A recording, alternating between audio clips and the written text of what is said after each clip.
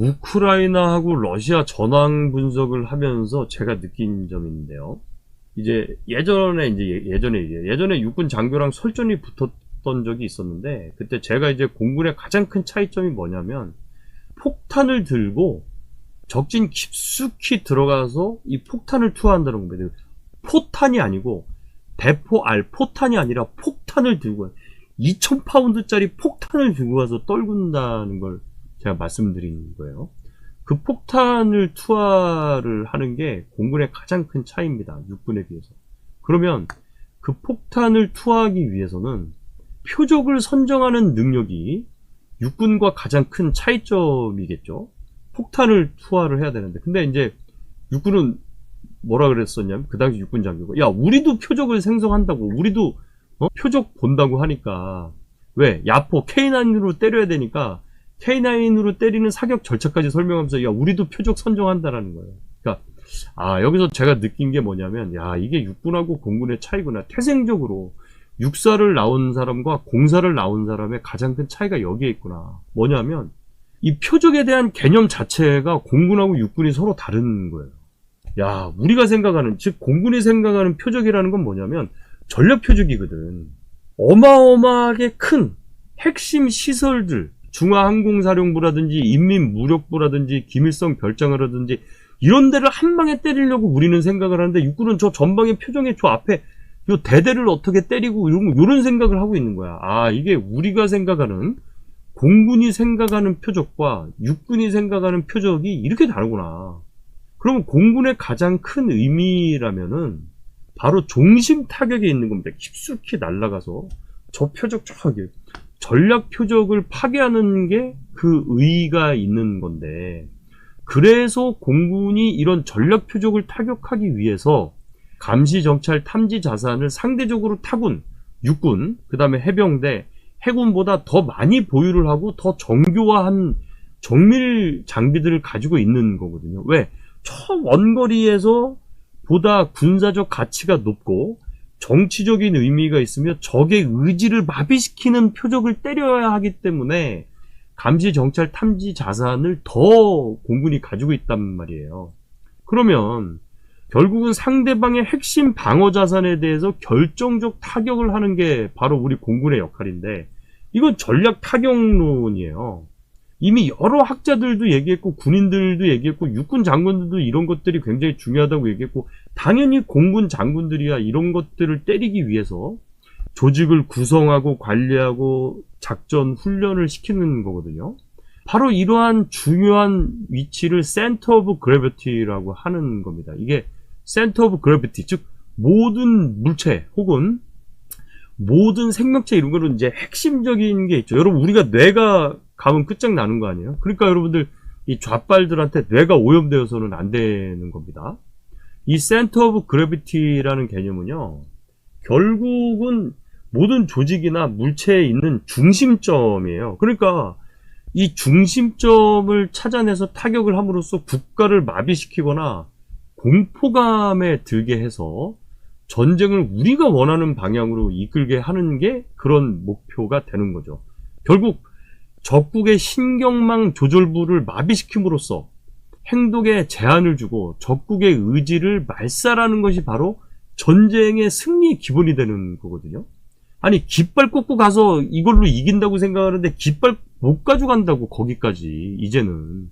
그리고 깃발 꼽는다고 전쟁이 이기냐고. 왜 깃발에 그렇게 이 사람들이 목을 매냐고. 저게 신경망을 절단해버리면 되는데, 여러분, 인류가 발달을 한다라는 것은요, 바로 과거의 그 전쟁의 수행 과정에서 발생했던 엄청난 그 소모전, 그 다음에 대량 사륙전, 대량 살상전, 이 대량 파괴 등과 같은 것에서 인명과 시간의 손실, 그리고 시설의 손실이 엄청났죠. 그걸 줄여보겠다는 게 바로 인류가 발전하고 발달한다, 문화가 발전한다라는 게 그런 거거든요. 결국 전쟁을 하더라도 인본주의 정신은 유지를 하겠다는 방향으로 발전을 하는 겁니다. 인간은 전쟁을 하면서도 인본주의에 대한 건 안 바뀌는 거예요. 그래서 그렇게 하기 위해서는 올바른 표적을 선정하는 능력을 갖추는 게 대단히 중요하죠. 왜냐하면 그 표적을 파괴하기 위해서 결정적인 시간과 위치에 그 화력을 투사시키는 능력이 필요한 거거든요. 그렇기 때문에 주로 전술적인 수준의 작전을 하는 육군의 이 표적 선정과 전략적 수준의 작전을 하는 공군의 표적 선정은 그 애시당초 출발 선상부터가 서로 다르게 되는 거예요. 그러니까 사실 이게 전쟁 중에 모든 장군들의 가장 큰 고민거리가 바로 그 적의 표적을 어떻게 탐지를 해내고 이 탐지해낸 표적을 어떻게 격파를 할 것인가거든요. 근데 우크라이나랑 러시아의 전쟁이 마찬가지예요. 개전 초에 며칠 만에 종료가 되지 않고 이렇게 오래가는 이유도 최초의 전장의 분석을 제대로 못한 거죠. 러시아의 오판이었던 거예요. 선멸전으로 모든 게 끝날 거라고 러시아는 생각을 한 겁니다. 겁주고 엄청난 병력을 밀고 들어가고 수도 서울을 딱 공중에서 강습해가지고 공항 점령하고 요인 암살하고 나면 이길 거라고 생각하죠. 그게 걔네들이 아프가니스탄에도 그런 식으로 수법을 써서 실제로 3일 만에 전쟁을 종료시킨 적도 있어요. 이게 재미를 봤었거든. 근데 이게 예상외로 우크라이나가 저항을 잘하니까 이제부터는 대규모 소모전 양상으로 바뀌게 되는데, 이렇게 되면 후방 군수 지원이 원활하고 그 다음에 군수를 할 수 있는 능력이 큰 러시아가 매우 유리한 상황이 되어버리는 거죠.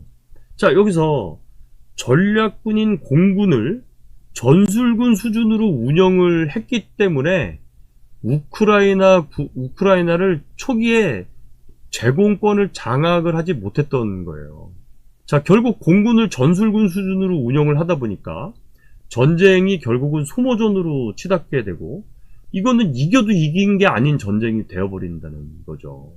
자, 전략 타격과 중심 타격을 공군의 일임을 해서 효과적이고 체계적인 전쟁 운영이 될 수 있게 해야 되는데, 그걸 지상군을 지원하는 보조 전력으로 생각을 하다 보니까 저 깊숙이 급소, 적의 센터 오브 그래비티, 이 핵심 표적들을 타격을 못하다 보니까 이렇게 길게 늘어지는 거거든요. 그래서 저는 또 이번에도 주장을 하지만, 그래서 공군 작전사령관은 삼성 장군이 돼서는 안 됩니다. 지금 우리나라 공군 작전사령관이 삼성 장군이잖아요. 이게 말이 되는 소리냐라는 거지. 아니, 지금 대한민국의 전 영공과 영해와 영토를 합친 전체 영공을 방어하는 게 공군 작전사령관인데, 육군의 군단장, 그 섹터, 그 좁은데 거기 하나, 섹터 하나 담당하는 육군 군단장이 삼성 장군인데, 어떻게 그 섹터 10여 개가 있는 여러 군단을 다 합친 전체적인 구역을 방어하는 공군 작전사령관이 군단장과 똑같이 3스타냐라는 거예요. 이건 말이 안 된다는 거지. 육군 군단장이 3스타인데 공군 작전사령관이 4스타가 돼야 되는 거죠. 그 땅 섹터 하나 지키는 게 육군의 군단장이 3스타인데, 대한민국 전체 영공을 책임지는 이 공군 작전사령관은 빨리 4스타를 만들어야 됩니다. 해군 작전사령관도 마찬가지예요. 해군 작전사령관도 삼성 장군이 말이 되냐고. 이 넓은 바다를 삼면을 다 지키는 해군 작전사령관이 어떻게 3스타냐고. 공군하고 해군 작전사령관을 4스타로 만들어서 특히 공군을 전략적 수준의 작전을 가능하게 자꾸 만들어줘야 됩니다. 아까도 얘가 얘기했죠. 미 육군의 우주 위성을 통제하는 관제권을 우주군한테 넘기고 500명을 전군시켜서 우주군으로 보냈다 그랬잖아요. 전략적, 그리고 우주공간에 대한 걸 위해서 우주군에 보내듯이 우리 공군의 작전사령관을 사성장군으로 만들고 그 휘하에 육군의 미사일 사령부를 공군으로 전군을 시켜야 되는 거예요. 그래서 보고 때리는 일원화의 원칙을 가지고 가야 된다라는 거죠. 저는 얼른 다들 나라를 위해서 정신을 차렸으면 하는 생각입니다. 이게 깃발 꼽는 전쟁의 시대는 이미 지났거든요. 깃발 꼽는다고 이기냐고. 적의 핵심 타격을 해야지 이기는 거지. 적의 뇌를 마비시켜야지 이기는 거지. 적이 급수를 쳐서 더 이상 전쟁의 의지를 말살해버리는 게 이기는 거란 말입니다. 깃발 꼽는다고 이기는 게 아니라고.